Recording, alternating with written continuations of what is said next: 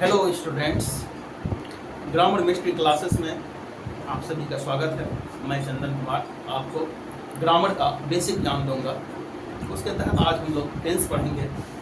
जैसा कि आप सभी जानते हैं, टेंस का हिंदी काल होता है और काल का अर्थ समय होता है। समय तीन प्रकार के होते हैं। एक वह समय जो कि अभी चल रहा है, एक वह समय जो कि बीत गया और एक वह समय जो कि आने वाला है। जो समय अभी चल रहा है उसे हम लोग प्रेजेंट टेंस कहते हैं। जो समय बीत गया वह पास्ट है और जो आने वाला है वह फ्यूचर है। प्रेजेंट टेंस का हिंदी अर्थ वर्तमान काल, पास्ट टेंस का भूतकाल और फ्यूचर टेंस का भविष्य काल होता है। इतना तो आप सभी को पता ही होगा। और ये भी आप जानते ही होंगे कि प्रेजेंट टेंस के चार भेद होते हैं: present indefinite, present imperfect, present perfect और present perfect continuous. Present indefinite का अब एक नया नाम हो गया है जो कि है सिंपल प्रेजेंट टेंस। और प्रेजेंट इम्परफेक्ट का भी नया नाम है जो कि है present continuous tense. Present continuous tense. बाकी के जो दो टेंस हैं, प्रेजेंट परफेक्ट टेंस, इसका अभी भी यही नाम है, और प्रेजेंट परफेक्ट कंटिन्यूअस टेंस भी अभी भी प्रेजेंट परफेक्ट कंटिन्यूअस टेंस ही है। अब हम प्रेजेंट टेंस का जो पहला भेद है, पहला भाग है, उसके बारे में हम लोग पढ़ेंगे।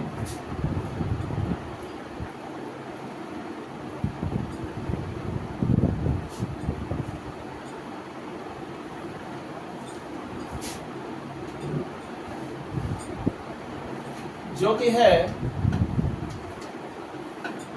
प्रेजेंट इंडेफिनिट टेंस, जिसका कि दूसरा नाम सिंपल प्रेजेंट टेंस भी है। तो सबसे पहले हम लोग ये जानें कि प्रेजेंट इंडेफिनिट टेंस हम कहेंगे किसको, कौन सा सेंटेंस होगा जिसको कि हम लोग कहेंगे कि ये प्रेजेंट इंडेफिनिट टेंस में है। तो सामान्यतः इसका जो पहचान होता है, वो ये होता है कि क्रिया के अंत में, अगर किसी वाक्य के क्रिया के अंत में यदि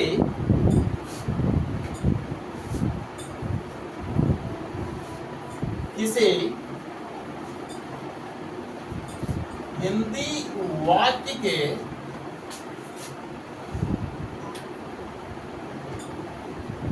क्रिया के अंत में ता है, ती है, ते हैं,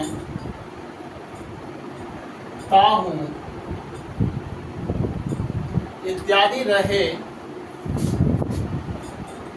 तो हम उसे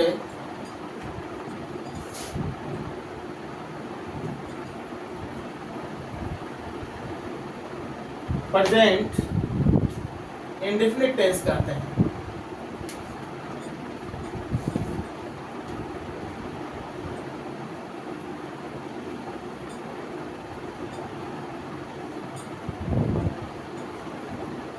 उदाहरण के लिए, जैसे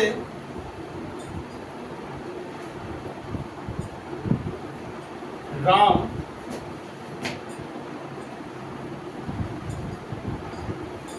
किताब पढ़ता है, राम किताब पढ़ता है, तो इस वाक्य के क्रिया के अंत में ता है जुड़ा हुआ है, इसलिए यह वाक्य जो है वो प्रेजेंट इंडेफिनिट में है। एक और उदाहरण हम लें,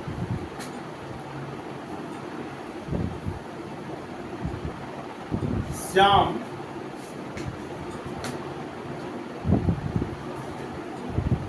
घर जाता है, इसके अंत में भी ता है जुड़ा हुआ है, इसलिए भी यह प्रेजेंट इंडेफिनिट टेंस में है। अब हम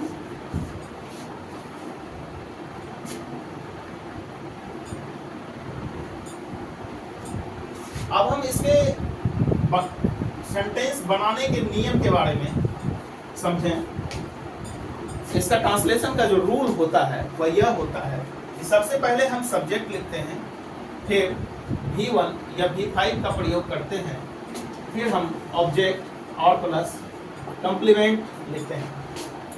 V1 और V5 जो है वो क्या है, उसको थोड़ा सा एक बार हम समझ लें कि कोई भी वर्ब जो होता है वो मूल रूप से V1 में होता है। कोई भी जो वर्ब है, वर्ब के जो रूप होते हैं, वर्ब के रूप, कोई वर्ब मूल रूप से V1 में होता है, फिर उसका V2 होता है, V3 होता है और V4 होता है और V5 होता है। V1 में अगर कोई वर्ब गो है जिसका अर्थ कि जाना होता है, तो V2 जो इसका होगा यह वेंट हो जाता है, V3 इसका गोन हो जाता है और V4 जब हम किसी वर्ब का बनाते हैं तो उसमें हम ing जोड़ देते हैं। किसी भी V1 में ing जोड़ने के बाद वह V4 बन जाता है और किसी भी V1 में s या es जोड़ने के बाद वह V5 बन जाता है। यहाँ पे हम देख रहे हैं कि वर्ब में ing जोड़ने से वह V4 बन जाता है और s या es जोड़ने से V5 बन जाता है। एक दूसरा वर्ब का उदाहरण अगर हम लें जो कि प्ले है,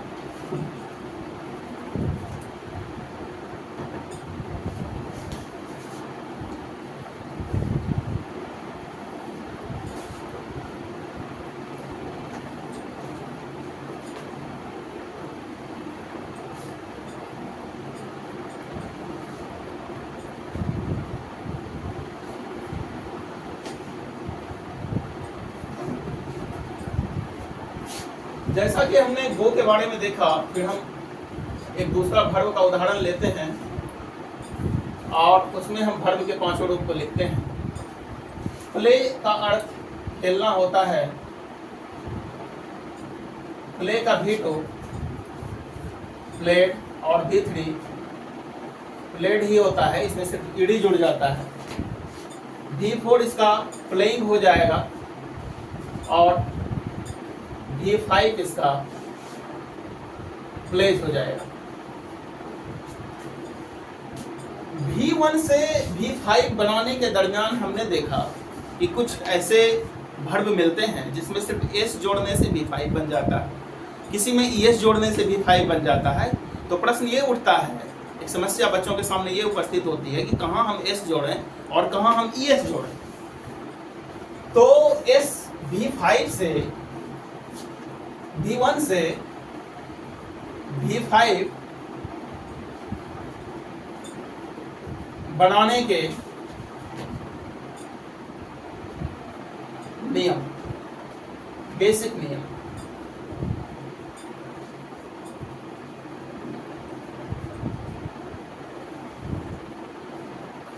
यदि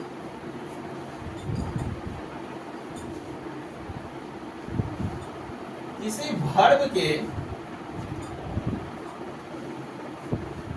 अंत में S double S SH CH OOO X इत्यादि जुड़ा रहे,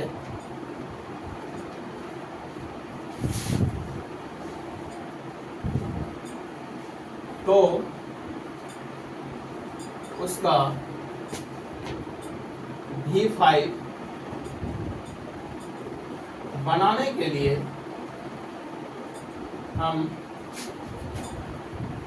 वर्ब में ES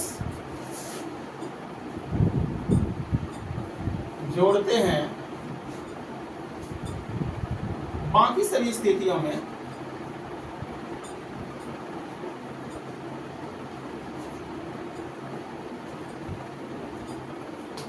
सिर्फ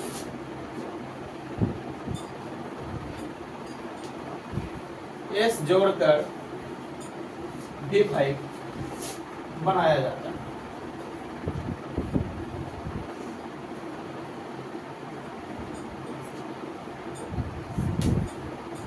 जैसे V1 अगर मान लीजिए हमारा टीच रहता है TEACH, इसके लास्ट में हम देखते हैं कि CH जुड़ा हुआ है, इसलिए इसका जो V5 बनेगा वो ES जुड़ के बनेगा, तो टीच का यहाँ पे टीचेज हो गया जिसमें कि ES जुड़ा। अगर कहीं पे गो है, इसका V5 गोज हो जाएगा क्योंकि इसमें भी लास्ट में वो था और ES इसमें जोड़ा गया। दूसरा वर्ब अगर हम गो लें, गो अगर V1 है तो इसके लास्ट में O जुड़ा हुआ है, इसलिए इसका V5 जो बनेगा वो ES जुड़ के बनेगा, यानी कि GOES गोज। तो हमने देखा कि V1 से V5 बनाने के लिए जो समस्याएं आती थी सामने, वो लगभग सॉल्व हो चुका है। और एक ट्रिक ही समझिए इसको कि इन सब अक्षरों के द्वारा अगर हम उसको देख लें तो बहुत ज़्यादा नियम हमको ग्रामर की पढ़ने की आवश्यकता नहीं होगी, और इन सब शब्दों के द्वारा ही हम उसको ES जोड़ करके V5 आसानी से बना लेंगे। अब हम आगे बढ़ते हैं इसमें।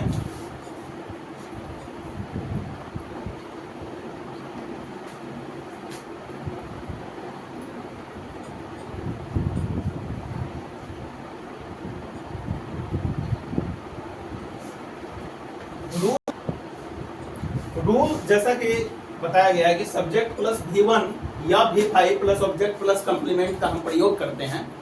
तो अब यहाँ पे सवाल ये उठता है कि कहाँ हम लोग V1 का प्रयोग करें और कहाँ हम V5 का प्रयोग करें। तो किस सब्जेक्ट में V1 और किस में V5 लगेगा, इसके तहत जो नियम है वह ये है कि थर्ड पर्सन के सिंगुलर नंबर के साथ V5 का प्रयोग होता है और बाकी सभी के साथ V1 का प्रयोग होता है। अब थर्ड पर्सन के सिंगुलर नंबर, यानी कि अगर सब्जेक्ट हमारा थर्ड पर्सन का सिंगुलर नंबर रहता है तो उसके साथ हम लोग V5 जोड़ेंगे, और जो बाद बाकी सब्जेक्ट होगा उसके साथ हम लोग V1 जोड़ेंगे। तो अब पर्सन को पहले हमको समझना पड़ेगा कि पर्सन क्या होता है, थर्ड पर्सन क्या है। तो पर्सन 3 प्रकार के होते हैं। पर्सन जिसको कि हिंदी में पुरुष कहा जाता है, यह 3 प्रकार के होते हैं। एक होता है फर्स्ट पर्सन, दूसरा है सेकंड पर्सन,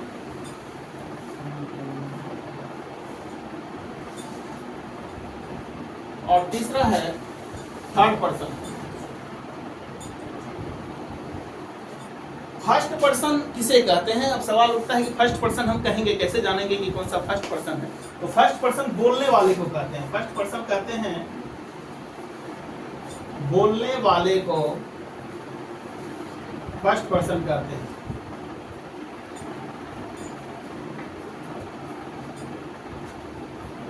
अब कोई बोल रहा है, कोई सुन भी रहा होगा, तो सुनने वाले को सेकंड पर्सन कहते हैं।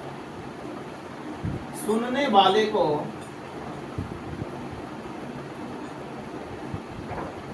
सेकंड पर्सन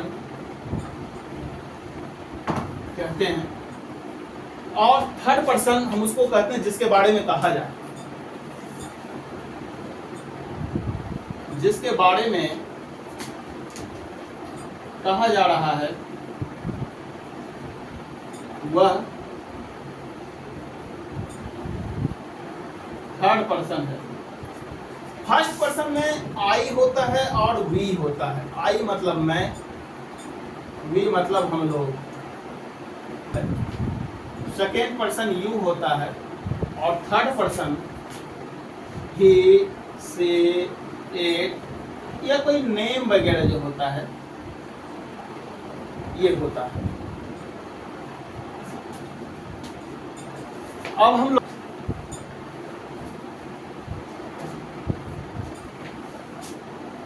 यू मतलब तुम, आप, वह स्त्रीलिंग के लिए इट या नेम मतलब कोई भी नाम।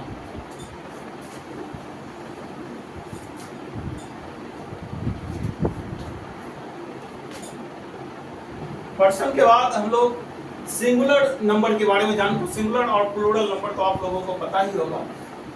सिंगुलर नंबर हम उसको कहते हैं जिससे एक का बोध होता है, और प्लूरल नंबर हम उसको कहते हैं जिससे एक से अधिक का बोध होता है। यदि थर्ड पर्सन के सिंगुलर नंबर वाला नियम अगर किसी वजह से नहीं समझ सके, याद नहीं हो सके, तो उसका एक और साधारण सा कॉलम भी बना हुआ है, उसको समझ लें कि आई, वी, दे और यू या एक से अधिक का जब बोध होता है, जैसे कि बॉयज,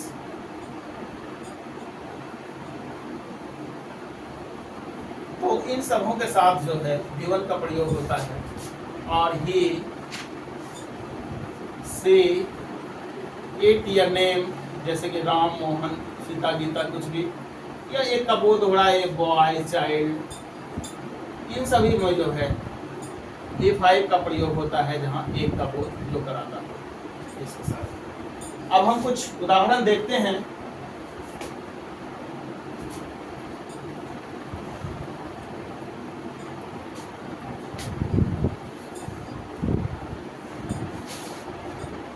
जैसे अगर कोई सेंटेंस है,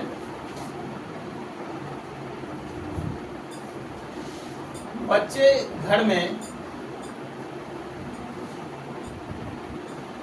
किताब पढ़ते हैं, तो इस सेंटेंस में सबसे पहले हम देखेंगे कि सब्जेक्ट क्या है। सब्जेक्ट है बच्चे, तो सब्जेक्ट हम पहले लिख देंगे जिसका अंग्रेजी चिल्ड्रन होगा। घर में किताब पढ़ते हैं, तो उसके बाद वर्ब देना है, तो वर्ब है पढ़ना, पढ़ना का अंग्रेजी रीड होता है। और चिल्ड्रन के लिए चूंकि एक से अधिक है ये, इसके लिए हम लोग यहाँ पे गिवन का प्रयोग करेंगे, यानी कि चिल्ड्रन रेड बुक,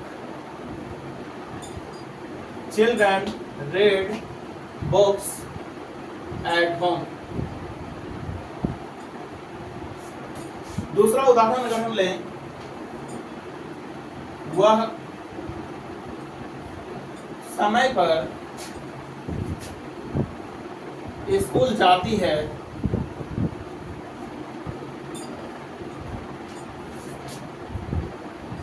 वह समय पर स्कूल जाती से ये पता चलता है कि यहाँ पे वह का बोध किसी लड़की के लिए हो रहा है, स्त्रीलिंग के लिए वह हो रहा है, इसलिए वह का अंग्रेजी यहाँ पे सी होगा। और जाती है का गोज, क्योंकि सी के साथ V5 का प्रयोग करेंगे और गो का V5 गोज होगा, इसलिए सी गोज टू स्कूल, और गो के बाद टू लगता है, she goes to school on time. इसी प्रकार से हम अन्य उदाहरण भी देख सकते हैं। और समय को ध्यान में रखते हुए मैं अब वीडियो को और ज़्यादा नहीं बड़ा करते हुए यहीं पर इसको रोकता हूँ। अगली वीडियो में मैं आप लोगों को इससे आगे नेगेटिव और इंट्रोगेटिव और WH वर्ड्स के बारे में, वर्ड्स से संबंधित सेंटेंसेस के बारे में बताऊँगा। धन्यवाद।